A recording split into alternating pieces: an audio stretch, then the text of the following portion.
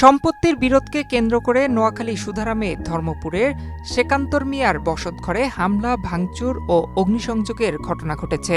এ ঘটনায় আতঙ্কে রয়েছে পরিবার। স্থানীয় সূত্রে জানা যায়, সম্পত্তি নিয়ে বিরোধকে কেন্দ্র করে দীর্ঘদিন থেকে ভাইয়ে ভাইয়ে বিরোধ চলছে।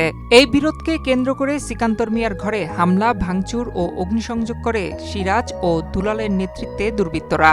এ সময় তারা সেকান্তরের একটি হাত ভেঙে দিয়েছে। পরে গুরুতর অবস্থায় তাকে হাসপাতালে ভর্তি করানো হয়। দুলাল আমারে বাড়ি দিছে, রড দিয়ে বাড়ি দেওয়ার সাথে সাথে আমার ডাইন হাত ভাঙি যায়, আমি কাটতেই পড়ি। এরপরে আমার ঘরের ভিতরে ঢুকি সিরাজ, জোনাল,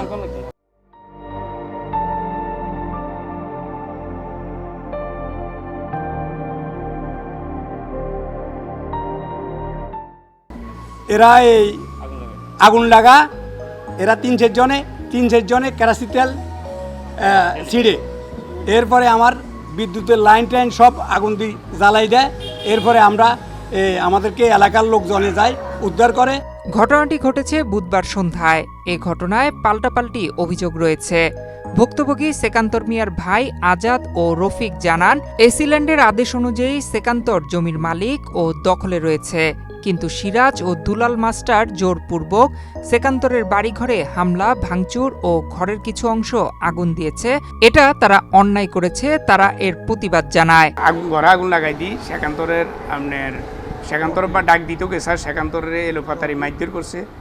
সে দুলাল স্যার হাতে লাঠি ছিল, একটা রডের লাঠি দিয়ে বাড়ি দিছে, মানে দুগা তিঙ্গা দিচ্ছে, হাতে লাগছে। আর ওনার ঘর থেকে ধরেন না মাল সামানা অনেক কিছু লুটপাট করে নিয়ে গেছে।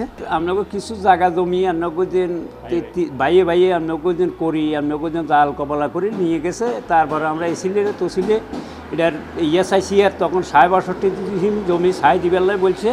তারা এটার ক্ষত্য করি আপনাকে যে বাড়িতে আসি, আপনাকে যে সেকান্তরে মারধর করছে, ঘরে আগুন লাগাই দিছে। সুধারাম থানার এসআই কামাল উদ্দিন শেখ জানান, এই ঘটনায় এক পক্ষ মামলা করেছে, অন্য পক্ষ মামলা দিলেও তারা নেবেন। নয়ন বিশ্বাস, বাংলাদেশ প্রতিদিন।